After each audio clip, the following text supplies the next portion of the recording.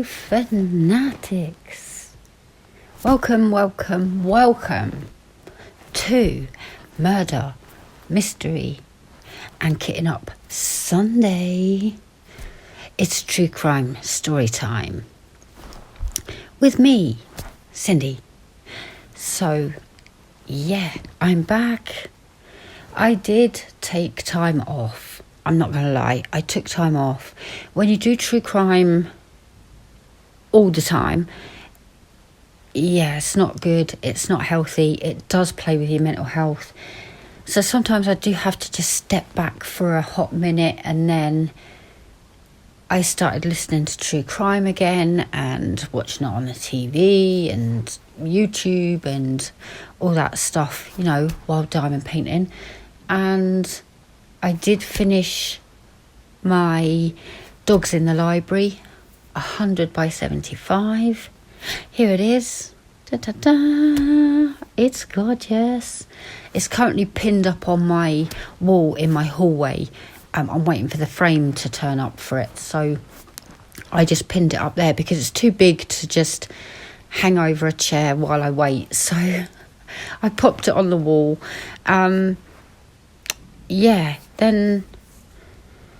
I decided to work on a little kit that I had in my stash. I finished that, and now I'm working on a secret one ready for release.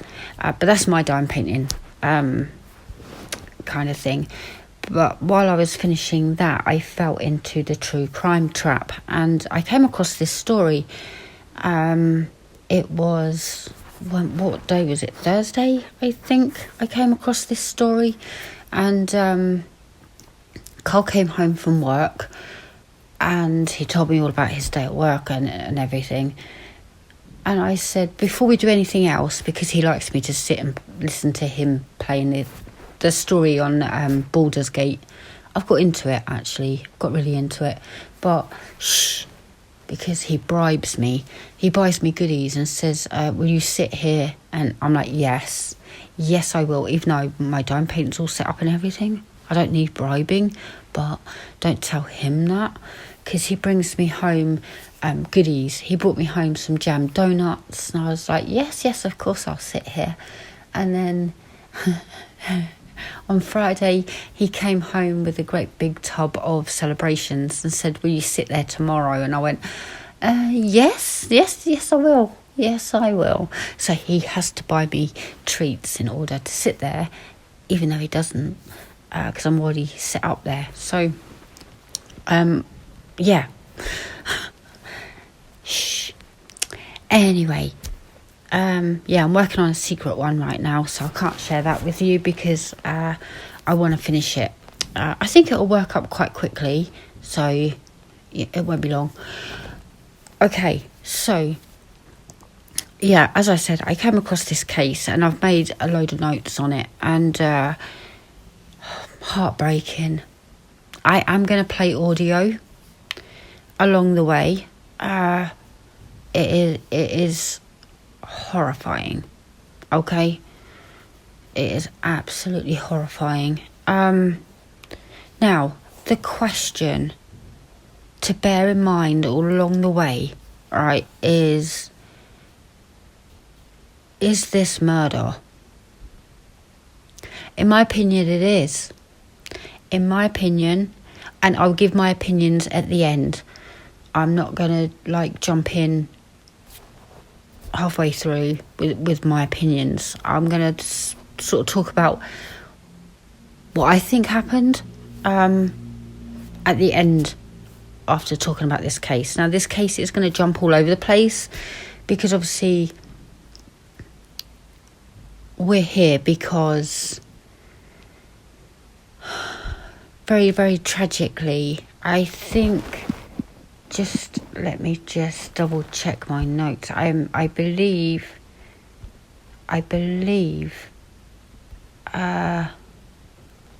Marina, I believe she was 26 when she died, which is very, very young. And my heart truly goes out to her family because this must have been absolutely horrendous. Not only did they lose their daughter, their friend, their sister, but they had to sit through the trial. And I cannot begin to imagine. So my true condolences. I believe this happened in 2014.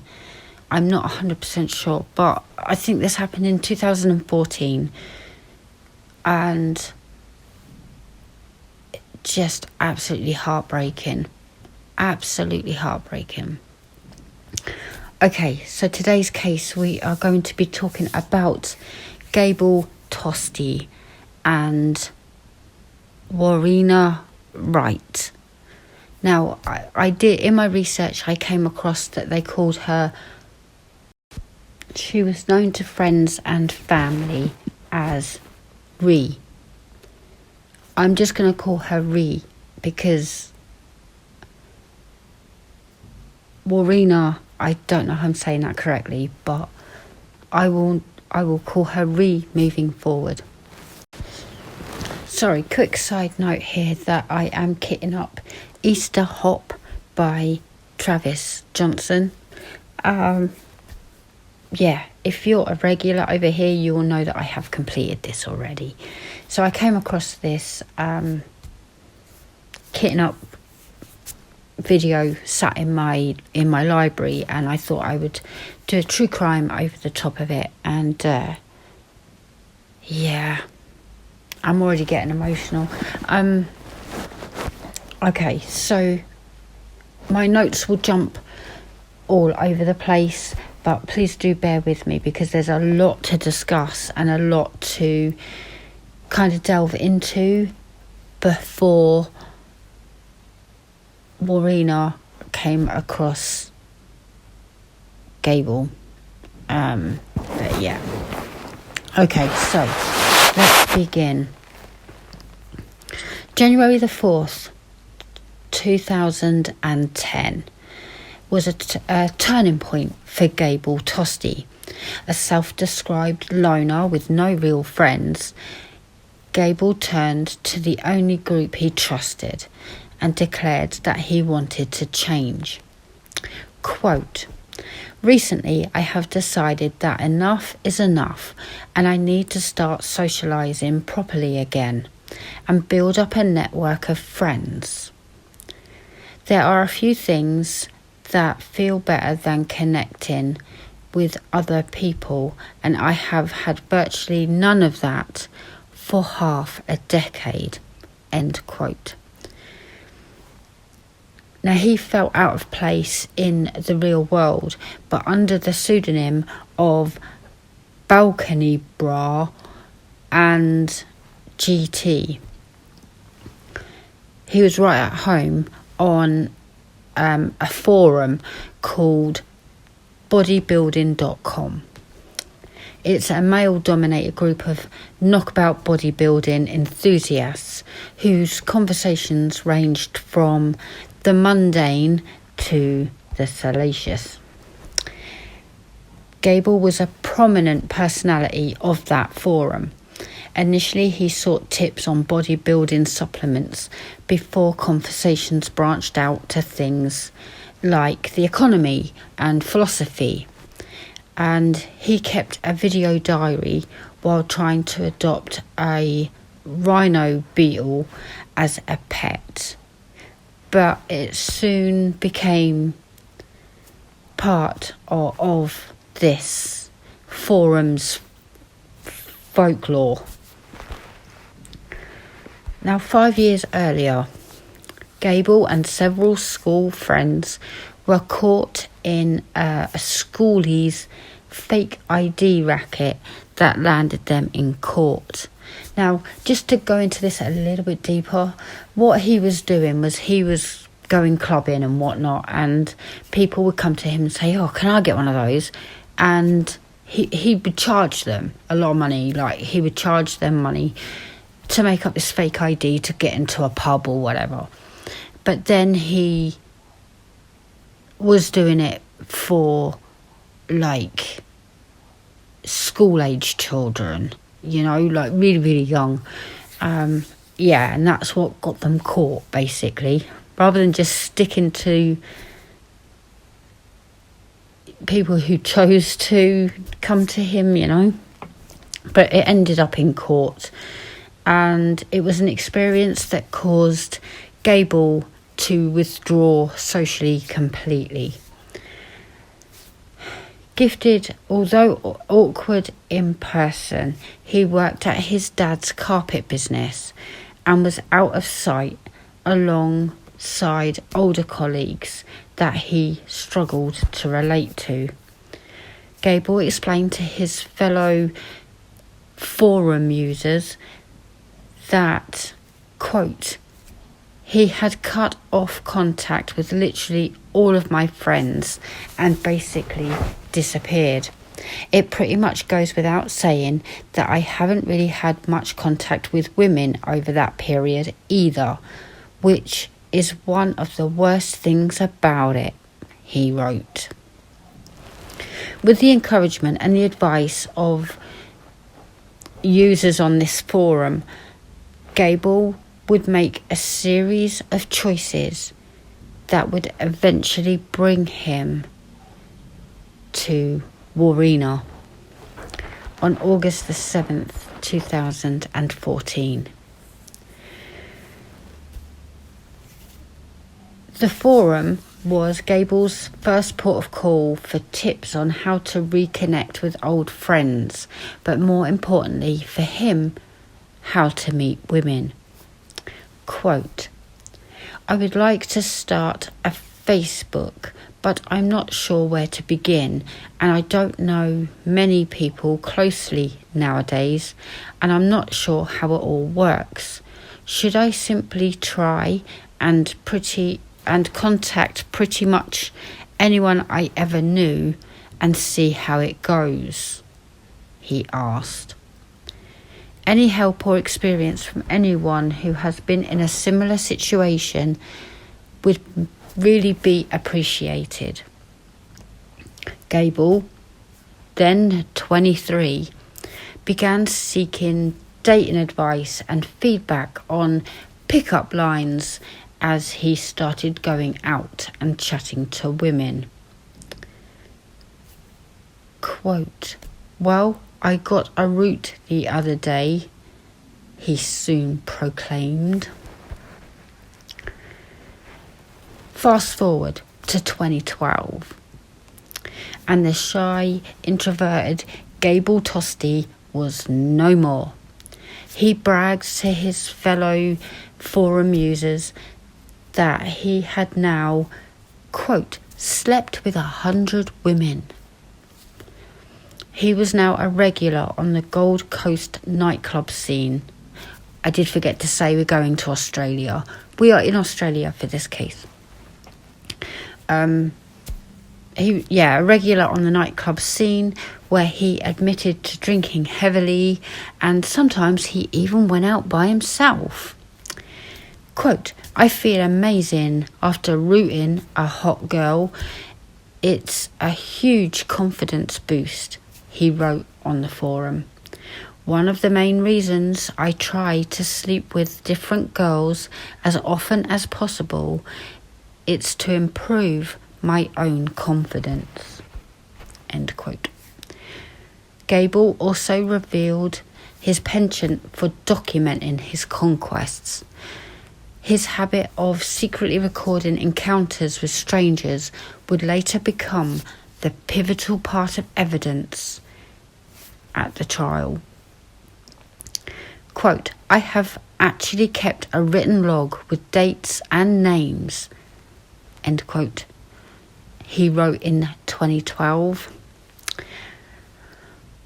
Quote, I'm somewhat obsessed with recording everything.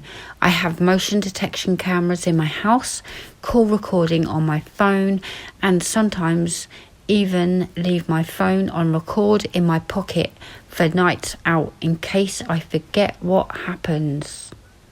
End quote.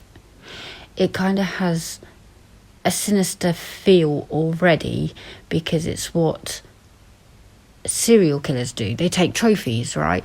And he's getting all of these recordings, and no doubt backing them up somewhere, but he's getting all of these recordings on his phone so he can listen to them again and again. It's a little bit weird, in my opinion. Just my opinion. Okay. 2013. Gable's presence on the Gold Coast club scene was starting to upset people.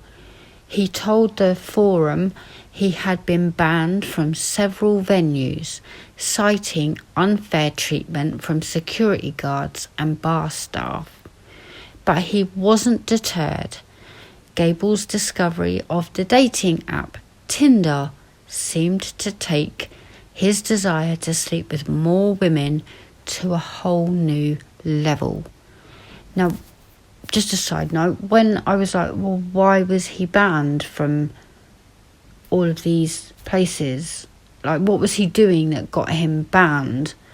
Other than maybe drinking heavily and acting the fool, which is going to upset security, right? Other than that, I think he was seriously creeping girls out, you know, because you kind of have to go to security, right, and say, this dude's, you know, groping me, or won't get the hint and go away, and then security kick him out and sort of say, don't come back, you know. I think that was the general theme with this dude, which it's kind of his personality at this point. Discussion on the forum.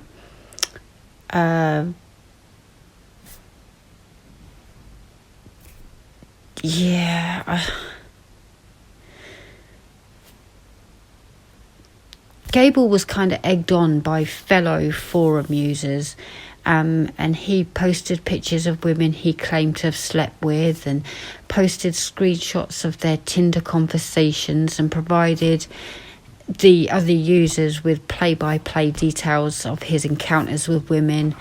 But they were known as sleuths. This is like Australian slang, right? I'm not I'm not up to date on Australian slang. Young sleuths are such head cases, he wrote on one thread. On occasions, okay, because obviously he's in a male-dominated area. I'm not saying it's all male, because it's not, but predominantly male. This forum is for bodybuilding and all of that, and I guess there's a chat part to it. But they started turning on him, labelling him as desperate, when he posted a screenshot of a conversation where a woman had accused him of groping her inappropriately during a date in February 2014. Again, Gable denied any wrongdoing. Quote, "What kind of stupid sleuth meets up with a guy, goes into his bedroom, then has no intention of doing anything? Question mark." End quote. Yeah. In his own words, Gable's behaviour under the influence of alcohol was starting to become dangerous. You don't say. A month before the alleged groping incident, a drunken Gable was involved in a dispute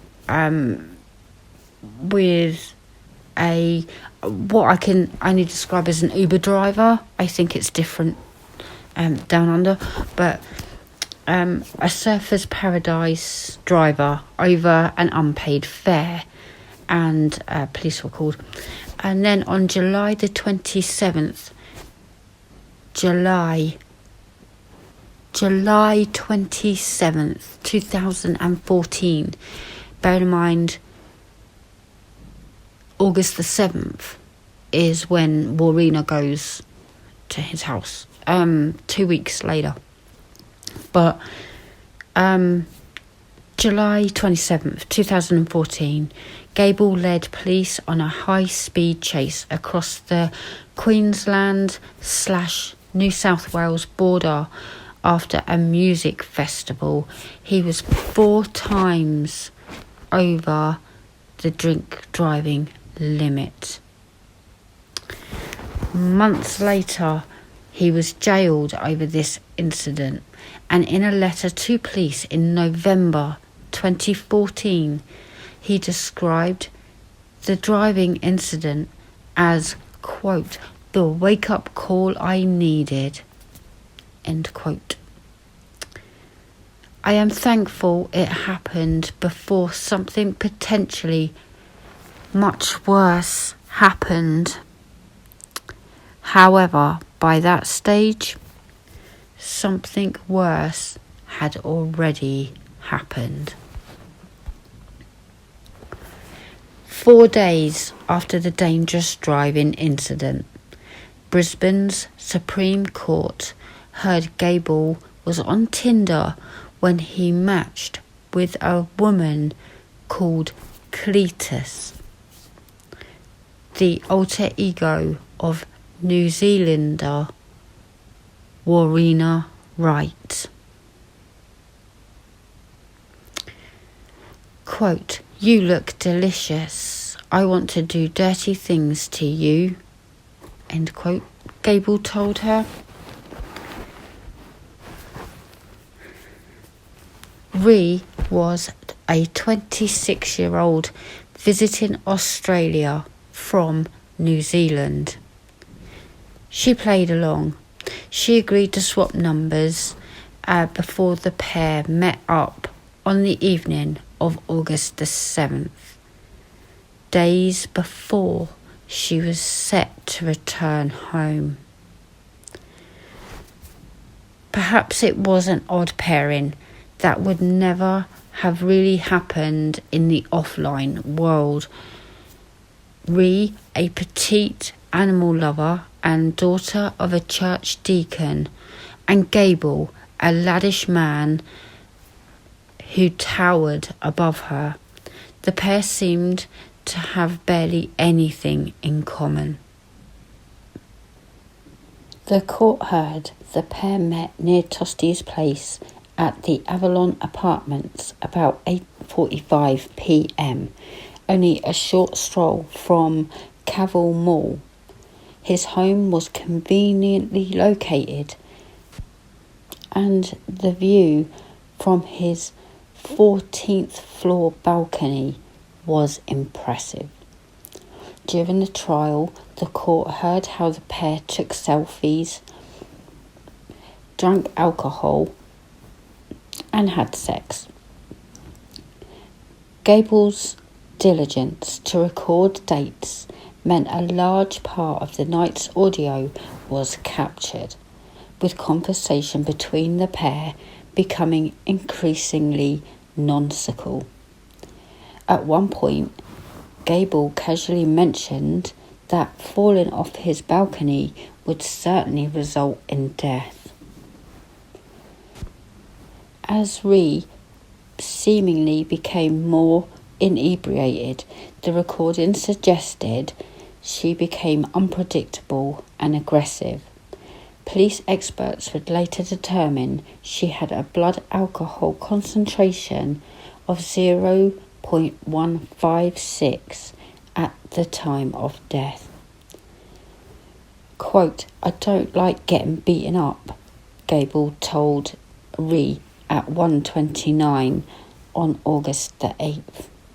Quote, I should never have given you so much to drink. I thought we were going to have fun, he said 9 minutes later.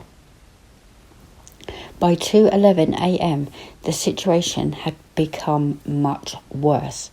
The recording captured ornamental rocks being thrown in the apartment by Ree before Toasty told her she had to leave. This is BS. You're lucky I haven't chucked you off my balcony, you goddamn psycho little beep, Gable said. 6 minutes later, Gable told Ree he would let her leave. However, another struggle ensued. In court, Gable's defence claimed she tried to use part of a telescope to strike him, and he had responded by restraining her. A choking-like sound was captured on the recording. Ree began screaming, "No, no, no, no, no," frantically. She screamed it dozens of times with a terrifying, ear-piercing shriek, growing ever louder and more desperate. In between the screams, Gable could be heard saying, "Why did you try and hit me with that? It's all on recording, you know. It's all being recorded." Next, the recording captured the sound of the balcony door being opened as Ree repeatedly pleaded, "Just let me go home." Gable replied angrily, "I would, but you've been a bad girl." The door slid shut, and Ree's cries of "just let me go home" were muffled behind the glass. Gable, who was inside, took several deep breaths. Faint screaming was heard in the background. Ree had tried to lower herself to the apartment below and fallen to her death. When Gable realised what occurred, he grabbed his phone, but records showed instead of ringing 000, the equivalent of 911 or 999, he rang his lawyer. The call went unanswered. With the recording still going, CCTV played in court showed Gale slipping out of a back entrance as the emergency services arrived to find Ree's body. The footage showed Gable walking around Surfers Paradise before he stopped and ordered a slice of pizza, and then he rang his dad. Hello, Dad. I might have a bit of a situation. You see, I met up with a girl for a date tonight, and she started getting really aggressive. Like, it was alright at first, and like we, had sex in bed, and then after that, like, she kept drinking, and we were both drinking, and she, like, I think she thought it was like a joke or something, but she kept like beating me up and whatever. Yeah, and it was because she was really drunk, and like I forced her out on the balcony, and I think she might have jumped off. Like I've been walking around, and there are like a million cops around my building. I don't know what to do. I didn't cause this. Like I didn't push her or anything. I'm like just walking around the area, and there's like a million cops around the area. This is really fucked up. I'm like next to Domino's. So like I didn't. This isn't my fault. I didn't do this. I was giving her my alcohol, but she was really violent, and I don't know. I like tackled her on my floor inside the building, and then I never forced her over the balcony. God no, I never do anything like that. It's really f***ed up. I don't know what to do. Like I'm just I'm walking around the area and I just see a million cops around Avalon. So this is really f***ed up. Why does this shit keep happening to me? Like I kind of like walk past the building a few times and there's a million cops out there. I don't know what the f*** happened. It's crazy. This is f***ed up. This is so f***ed up. I swear to God, I didn't push her or anything. I just chucked her out on the balcony and shut the door because she was beating me up.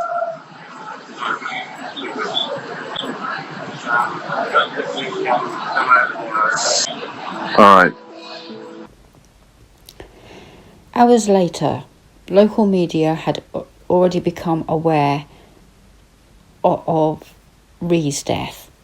However, unlike many that occur on the Gold Coast, this wasn't looking like an open and shut case of self-harm. Gable was nowhere to be seen until he arrived at a local police station with his lawyer for questioning that afternoon. He chose to maintain his right to silence, but agreed to complete a forensic testing.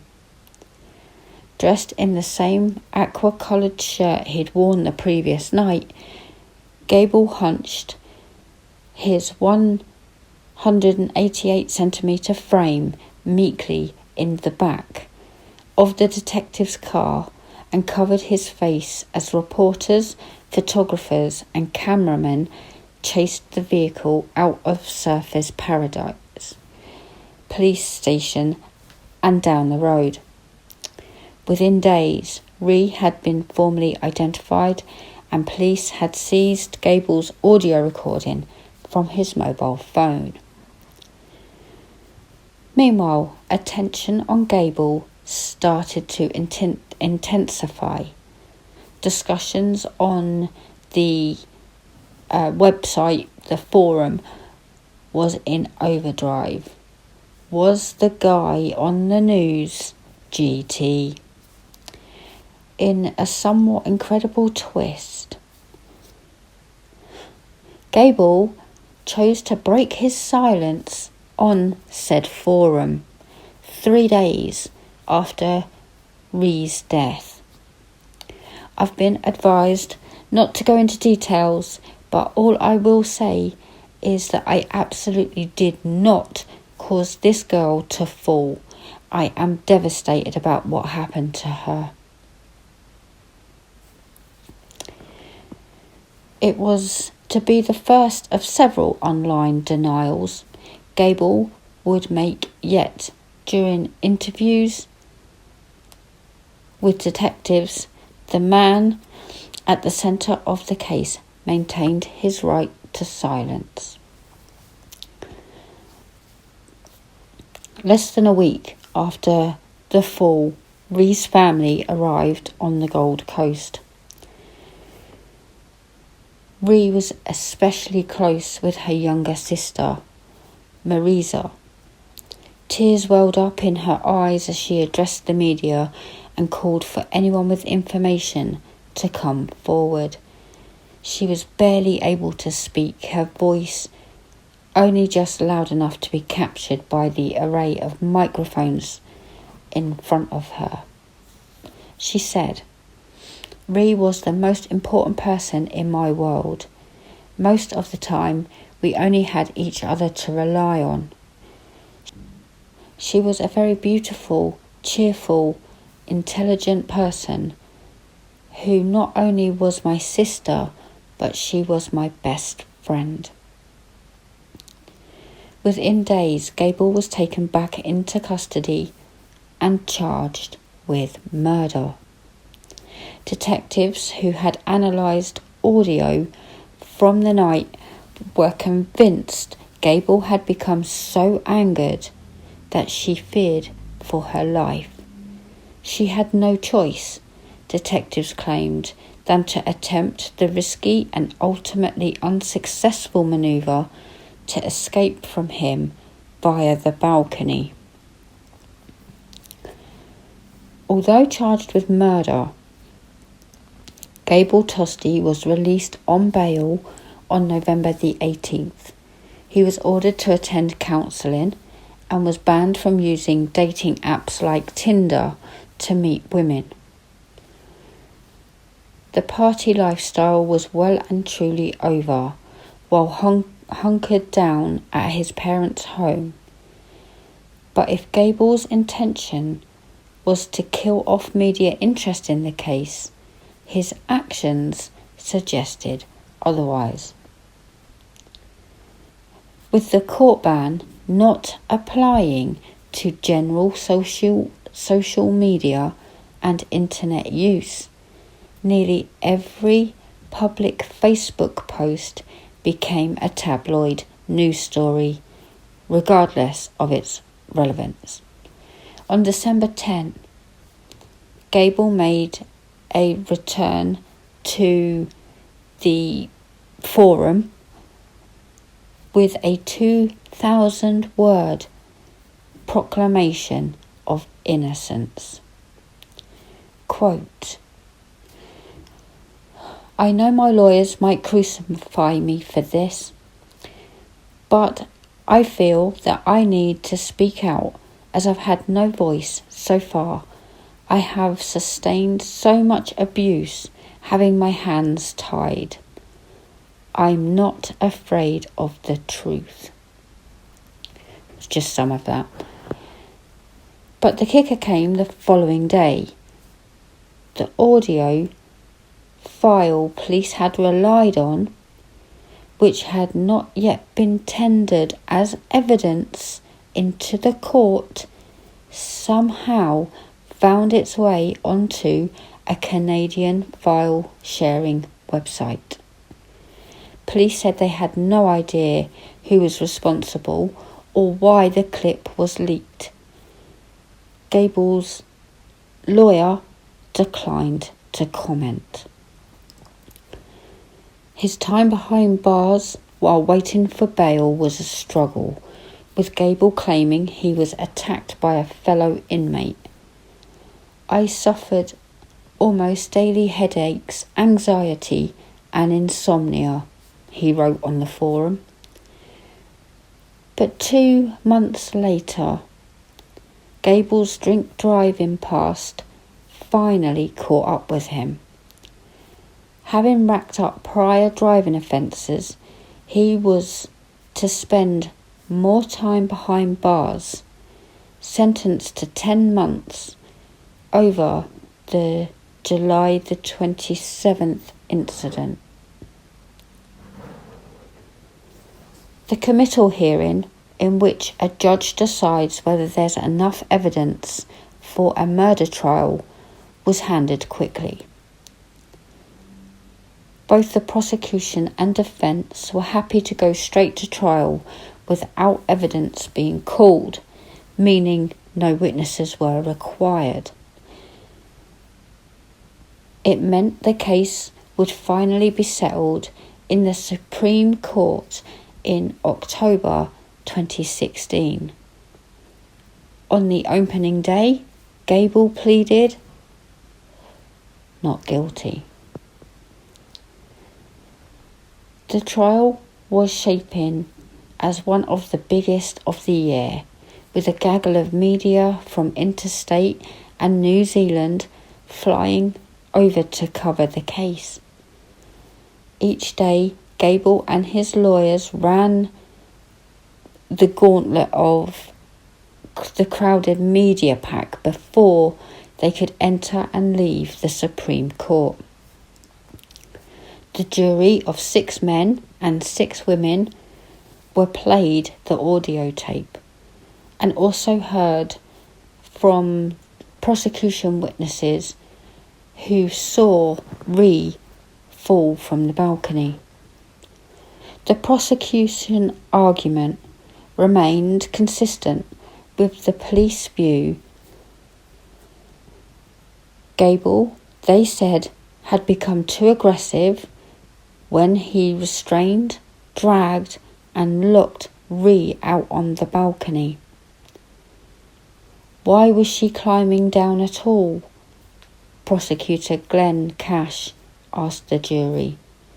Fear of the defendant, fear of Gable Tosti,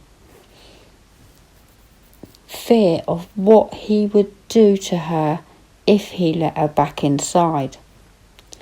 The defence said Gable tried to defuse the situation by locking Ree onto the balcony, and he was not to blame for her decision to climb down. The barrister argued there would have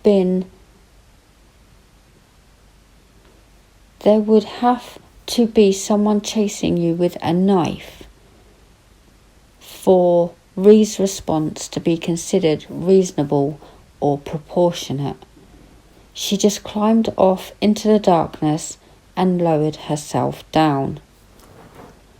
The defence chose not to call any witnesses, including Gable, who observed proceedings silently from the dock. Justice John Bryan told the jury to consider several factors when deciding whether Gable was guilty of murder or manslaughter. He said they needed to consider whether Gable's actions, namely restraining an agitated Ree, placing her onto the balcony and locking her outside, would leave her in a position where she could reasonably have fear of death. Justice John said Gable could be considered responsible for murder if he had not used reasonable physical force and could reasonably foresee her death by his actions. He also told jurors that Gable's actions after the fall, such as leaving the scene, ordering a pizza, were not relevant to whether he was guilty. After 5.5 days of evidence, the jury retired to consider its verdict. For murder, only a unanimous verdict would suffice. They deliberated for 6 hours, repeatedly seeking clarification on elements of the case and the laws associated. Eventually, the jury returned and they told the judge that they could not all agree. Gable put his head in his hands, but instead of discharging the jury, the judge instructed them to go back and try and reach a verdict. After 3 days of deliberation, the jury told the judge they had reached a unanimous verdict. However, moments before they were set to deliver it, it emerged one of the jurors had been using Instagram over the course of the trial. She had been posting pictures of coffee cups and confirming to her 2,500 followers that she was one of the jurors impaneled on Gable's case. In a final twist, Gable's lawyers applied for a mistrial. Gable entered the courtroom hugging his father before walking to the dock. "Good luck, Gable," one of his supporters whispered. Meanwhile, 3 of Ree's family were also present, sitting on the opposite side of the room in the second row. Not a spare seat remained, with the media, police and supporters of both Ree and Gable filling the room. Some were forced to stand and others forced into an overflow courtroom. The jury remaining in a holding room. Gable's barrister told the jurors actions left him with no confidence in the fairness of the process. By posting on social media, she had violated one of the judge's orders for jury members not to discuss the case with outsiders. The prosecution disagreed, saying the jurors' posts were not prejudicial. After the judge was given a crash course in Instagram, he sided with them. Unfortunate though it is that she had put this material on a public website, it does not lead to the impression that a fair trial for the defendant has been jeopardized. The jury, unaware of the drama that had been unfolded, was called in. They would get to deliver the verdict. A murmur went round the room. Ree's families linked arms. Gable buried his head in his hands, but then sat straight up to hear his fate. Do you find the defendant, Gable Tosti, guilty or not guilty of murder? Not guilty. Gable's mum cried out in joy, while Ree's mother clutched a tissue and dabbed her face. Gable was unmoved. Do you find the defendant, Gable Tosti, guilty or not guilty of manslaughter? Not guilty. Gable rocked back on his chair, then leaned forward, nodding his head. The ordeal was over. As he'd done for the last 9 days, Gable had to face the media one more time. About 100 were waiting, hoping to capture his reaction. Several strangers had also gathered.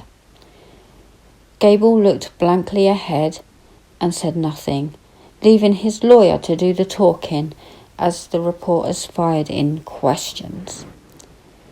Mr. Tosti is very happy with the result. He is relieved that this matter is now behind him, and he's looking forward to moving on with his life, said his lawyer. He thanks all the people who have supported him through this. He realises just how tragic this has been for many people. At this stage, he's looking forward to putting it behind him and considering his future. Thank you very much. Bystanders and hecklers had their say as he left the court precinct. We all knew you were innocent, mate, one woman yelled. Others made more unsavoury comments. Gable finally showed some emotion as he waited across the road and the media pack bunched in closer. Silently, he shut his eyes and raised his face to the sky. After what seemed an age, the green crossing light flashed and he was able to leave. Ree's devastated family and supporters soon emerged from the court. A family spokeswoman asked the media for privacy, saying they wanted to grieve in peace when they returned to New Zealand. This has been an incredibly traumatic situation for everyone involved in this case, let alone the families that have been impacted by this. Warina's family are still coming to terms with the loss of their daughter and their sister as well as enduring the anguish of being present here at this trial for the last 2 weeks. Police said they would not be commenting. Some 26 months after Ree's fatal fall, a tragic case that has been equal parts dramatic, salacious, and bizarre has finally come to an end. Now,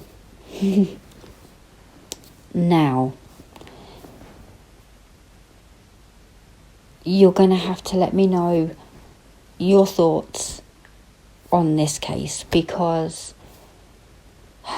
it's tricky, okay? It's tricky because I personally think if not murder, he should have got manslaughter.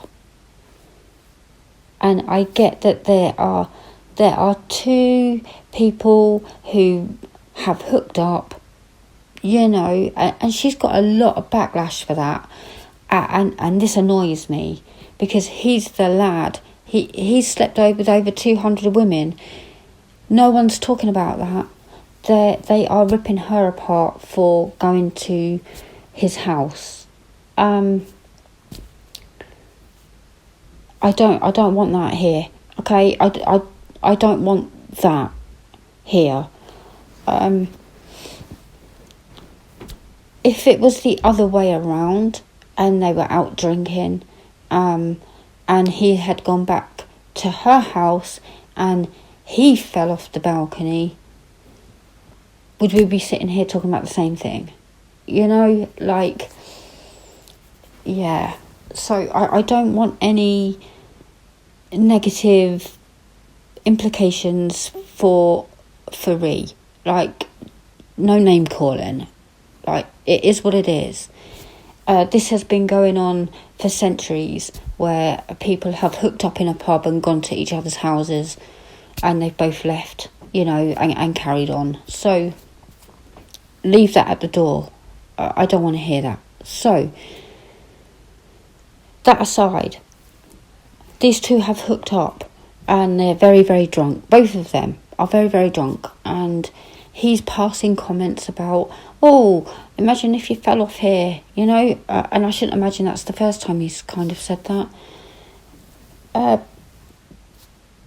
Now they're getting into a little bit of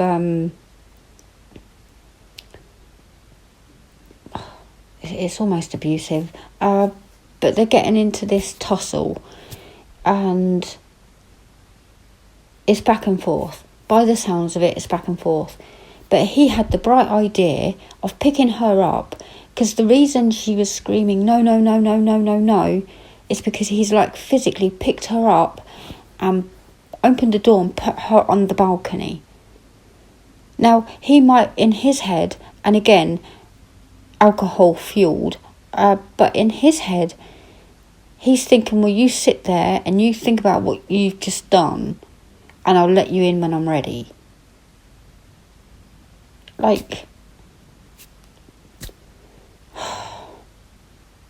It's tricky, because if she had just sat on the floor, we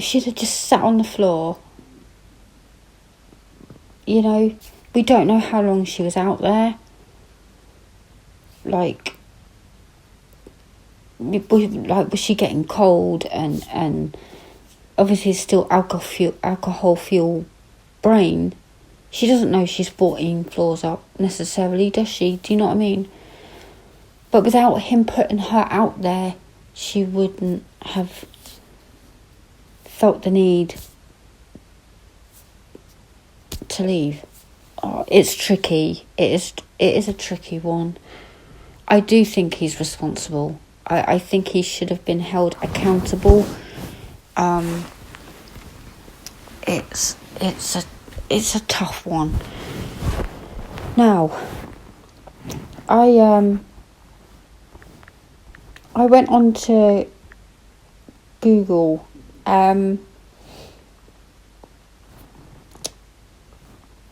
I went on to Google him to sort of go, I wonder if he turned his life around, and this could have been, I don't want to say a wake-up call. I honestly believe that he's somewhat a psychopath. At the very bare minimum, a narcissist. But anyway, 7 years after his Tinder date with Ree, he was found not guilty, and he was 30 years old. This was back in 2016. Okay, so however long later, 7 years. Within these 7 years of being found not guilty, being able to walk out that courtroom and carry on with his life, he changed his name to Eric Thomas. It is Gable, but he changed his name to Eric Thomas. I will still refer to him as Gable. But he was now involved in a dispute with a high school drama teacher called Sabrina Collins. Sabrina told a current affair that she went to police after receiving abusive text and voice messages from a female friend of Gable after they stopped seeing each other. No action was taken by police, prompting her to make 2 YouTube videos featuring the abusive audio. She then said Gable sent her text messages suggesting that she was insane. However, Gable claims that she has been the one stalking and harassing him and his friends. How convenient. Sabrina claims that she saw Gable on 9 nights over 4 weekends after they met on a dating app. A couple of dates. 9 dates over 4 weekends. It's been like a nightmare, and it's taken a year of my life, she said. She also claimed that Gable allegedly showed her what happened on the night Ree died in 2014.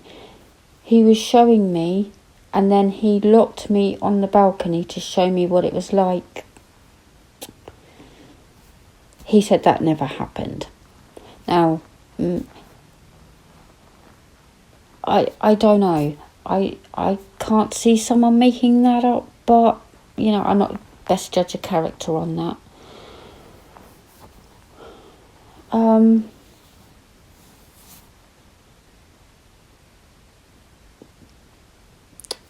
Gable told the court that he and Ree had both been drunk and she kept beating him up, and that he forced her onto the balcony where it was believed she tried to climb to the floor below, the apartment below, but she fell.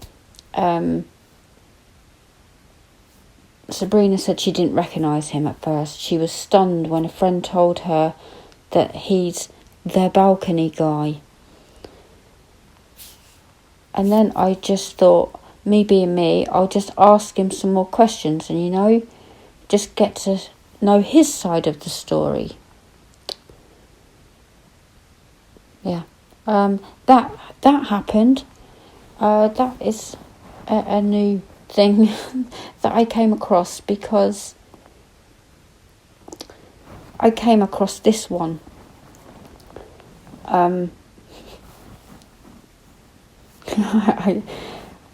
Someone needs to analyse this guy, seriously. Okay. So, he's a notorious serial dater, okay? He changed his name to Eric Thomas, and he took to Facebook as Eric Thomas. He was acquitted of murder. Now, A well-known serial dater who was found naked inside his car after crashing into a concrete barrier has finally broken his silence following his trial.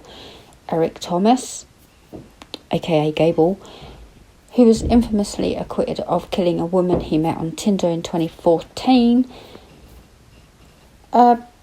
pleaded guilty in Brisbane Magistrates Court on Wednesday to failing to supply both a specimen of breath and blood after the crash last October. He had been banned from driving since the crash, with his licence now disqualified for a further 12 months. Thomas, aka Gable, took to his Facebook account on Thursday to share his thoughts on the matter. Quote, "A licence lost is a licence to drink." And then added hashtags bright side, glass half full, and Glasgow.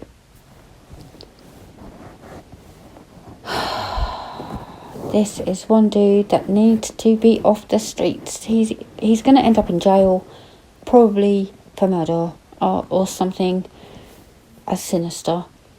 Friends and followers gave their 2 cents under the post. One user wrote that she had a licence but no car, to which Thomas responded, "Wanna swap? Swear I won't do anything illegal." Another Facebook friend suggested that he should stuff the haters. "I stuffed the lovers too," he wrote. He was found naked on the driver's side of a vehicle when emergency services responded to the crash on the Gold Coast on October the 13th. Magistrate Linda Bradford Morgan was told during his court trial. A witness told police Gable's vehicle had drifted and struck a concrete barrier and cut across another car before ploughing into bushes. He was highly unstable on his feet, bloodshot eyes, visibly dry mouth, and slurred speech. When he was out of the vehicle, he refused to give a breath sample at the scene and would not give consent to giving blood after being taken to hospital in an ambulance. Officers found empty bottles of mouthwash in his vehicle. Gable said he consumed both alcohol and prescription medication for anxiety and insomnia. He had a vague recollection of waking up the next morning, but no recollection of refusing to give blood sample and saying, "Just charge me," to the police. The court was told he suffered a concussion and a foot injury in the crash.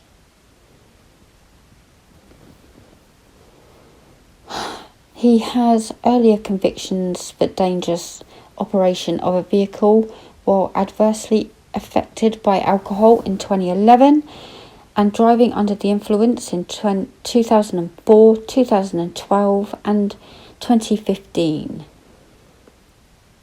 with the judge referring to the most recent being a spectacular limit. He was charged in court with driving under the influence of liquor, but that charge was dismissed. The judge ordered that he serve 12 months on probation for one charge and fined him $350 for the other. His licence was also disqualified for a year.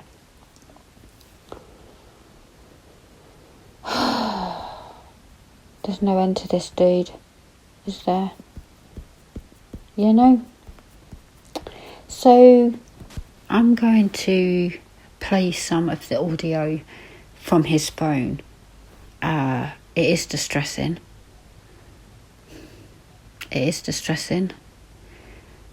But I think it's important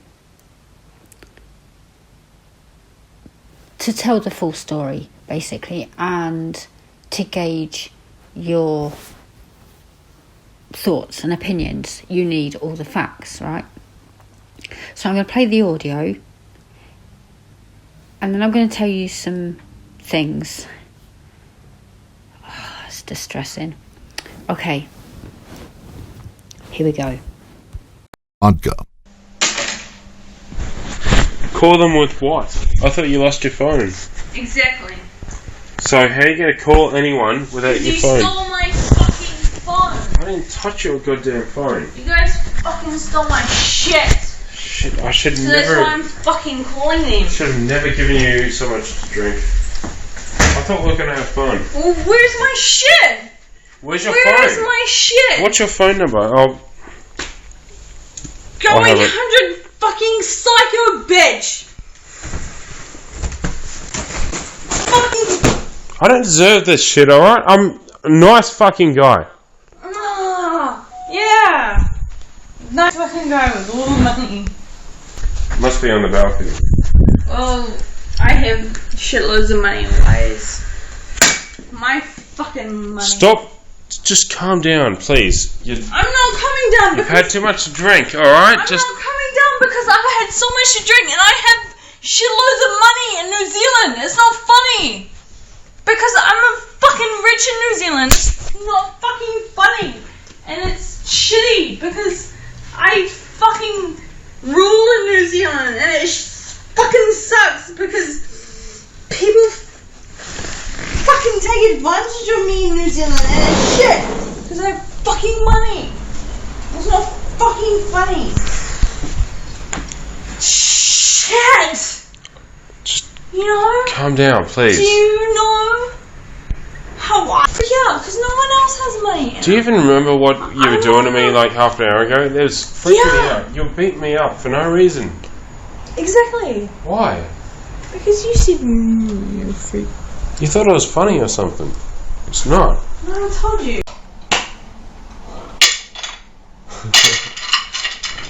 Alright, I give up. What do you want? What do I have to do? Oh!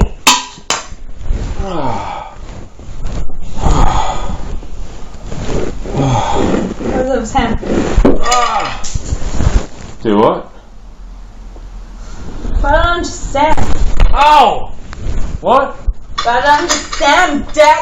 Alright, I'll bow down.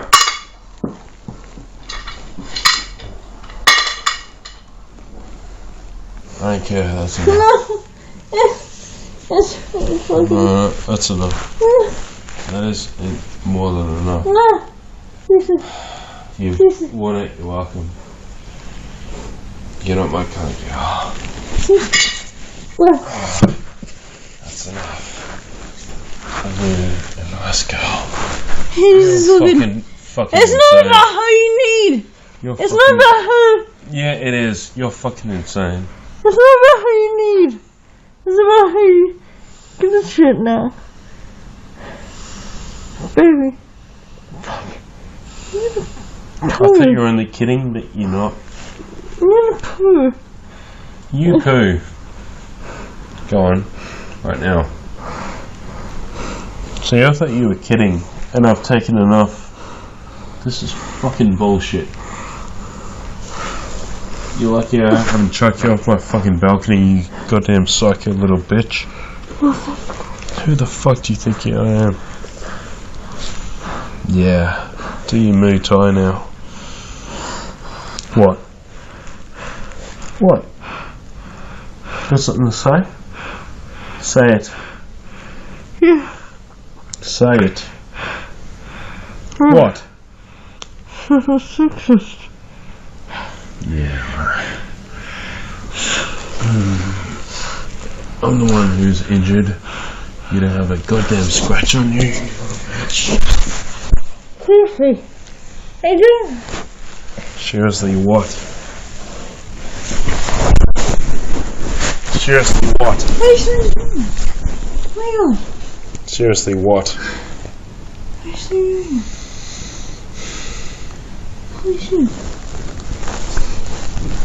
I thought you were just playing around. I'm fucking sick of this shit. Come on, get up. Get up. Fuck up. Get up.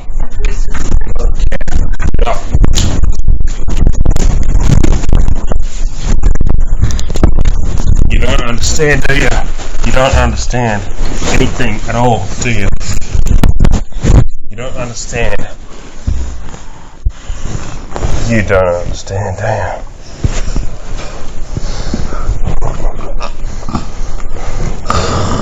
You just don't understand. Let go. You think you can hit me and I'll just like fall down like in the movies? Huh?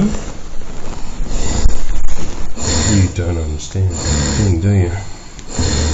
Let go of it. Let go. Let go. Let go.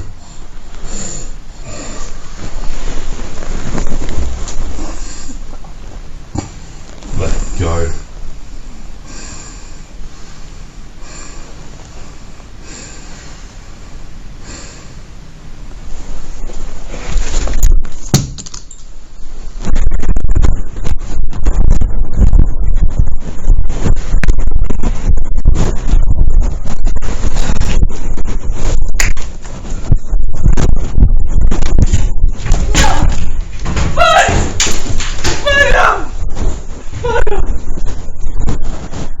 Who the fuck do you think you are? No! Hmm? No!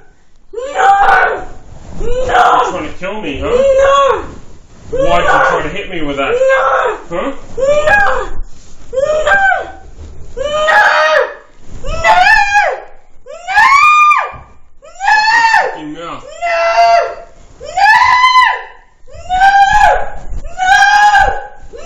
It's all on recording, you know?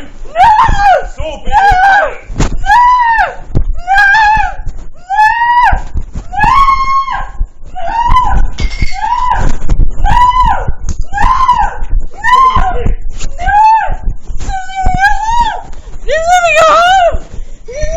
I would, but you've been a bad girl.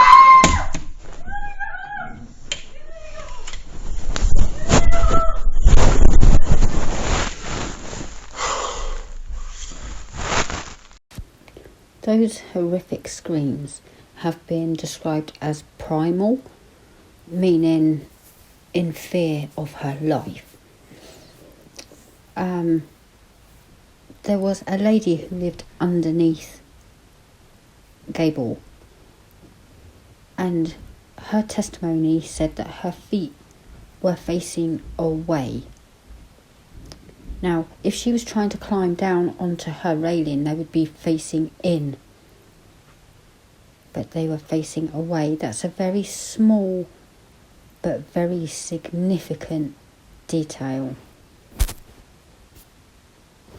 Yeah, there you go. I'm going to leave it here because I seriously have had enough of Gable. What a despicable human being. I think it would be safer for the general public if he was in jail, to be honest. I mean, how many years of drink driving did he have? Oh my gosh. He's not a very nice human being. But there you go. Please do leave your thoughts and comments down below. I'm sorry it's been a while. I've been working on this one for a while because I had my notes and then I came across more and more and more. So I thought I'd add it all on just to give him a glowing review. And Runaway, I mean, God knows what name he's using these days, but Runaway, so very tragic. My heart truly goes to Maureen Wright's family and her sister and her parents. How very, very tragic. I do think he should have been held accountable in some way. I really do. But I hope you have found peace and just know she's not forgotten. And I'm just sending you lots of love and healing. And